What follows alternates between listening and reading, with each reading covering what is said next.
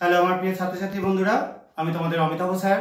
সবাইকে আমার YouTube channel practical and theory ক্লাসরুমে স্বাগত জানাচ্ছি।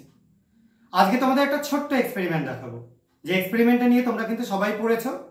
কি না, অ্যামোনিয়া গ্যাসের কাছে যদি আমরা হাইড্রোজেন ক্লোরাইড নিয়ে আসি, মানে NH3 কাছে যদি HCl নিয়ে আসা হয়, তাহলে অ্যামোনিয়াম ক্লোরাইডের সাদা ধোঁয়া তৈরি হয়, NH4Cl এর সাদা ধোঁয়া তৈরি হয়।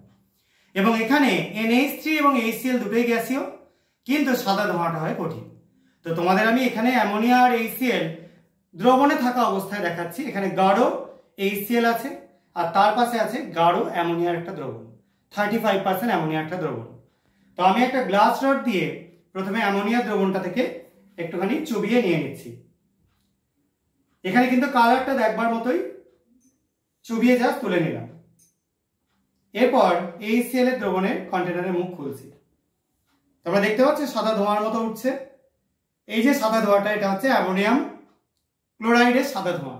তাহলে এই সাদা ধোঁয়াটা আমাদের প্রমাণ করে যে যদি আমরা অ্যামোনিয়ার সাথে HCl এ বিক্রিয়া করাই, তাহলে অ্যামোনিয়াম ক্লোরাইড তৈরি হয়, এবং এই সাদা ধোঁয়াটা সেই অ্যামোনিয়াম ক্লোরাইডের।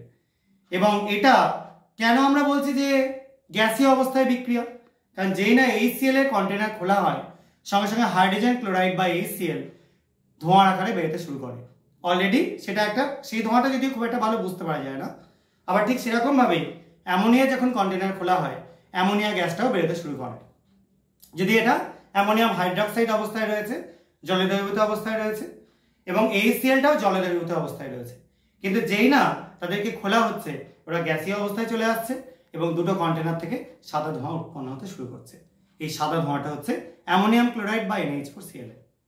সবাই নিশ্চয়ই বিক্রিয়াটা বুঝতে পেরেছে। তাহলে বিক্রিয়াটা কি হলো? HCl gaseous state plus NH3 gaseous state, তার থেকে NH4Cl সলিড স্টেট। যদি সলিড স্টেট, এটাকে যদি আমরা কালেক্ট করি তবেই বুঝতে পারা যাবে, না হলে এটাও দেখবে ধোঁয়ার মতোই লাগছে। আর ধোঁয়াটা কি হয়? কঠিন আর বাতাসের একটা মিশ্রণ বা একটা তোমরা দ্রবণ বলতে পারো, ঠিক আছে? তো এই হচ্ছে ব্যাপার। তাহলে এই বিক্রিয়া থেকে তোমরা HCl এবং NH3 নিজেদের মধ্যে কিভাবে বিক্রিয়া করে সেই ব্যাপারটা জানতে পারলে। তো আজকের ভিডিও এইটুকুনি। সবাই খুব ভালো থাকবে, সাবধানে থাকবে। ভিডিওটা ভালো লাগলে চ্যানেলটাকে সাবস্ক্রাইব করবে এবং ভিডিওটা শেয়ার করবার চেষ্টা করবে, লাইক করবে। এটুকুনি থাকুক। বাই।